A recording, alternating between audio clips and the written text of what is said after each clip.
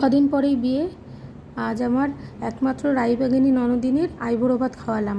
তাই সকালবেলায় উঠে তাড়াতাড়ি করে রান্নাবান্নাগুলো সেরে নিয়েছি। রান্না করেছি ভাত, 5 রকম ভাজা, ভেজ ডাল, চিংড়ি মাছের মালাইকারি, পাবদা মাছের ঝাল, চিকেন, তার সাথে বড় একটা তেলাপিয়া মাছের ফ্রাই, স্যালাড, চাটনি, পাঁপড়, দই, মিষ্টি। সবাইকে আশীর্বাদ করতে দেখে পোস্তও বায়না জুড়লো ও ওর পিসিকে আশীর্বাদ করবে। যা বলা তাই কাজ।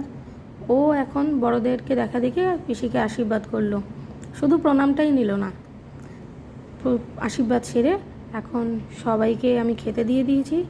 দেখা হবে তাহলে বিয়ের ভিডিওয়ে। সেদিন তোমাদের সবাইকে দেখাবো কোণে সাজে আমার ননদিনীকে কেমন লাগছে, আর আমরাও কে কী সাজলাম। তাহলে আজকের মতো বিদায়।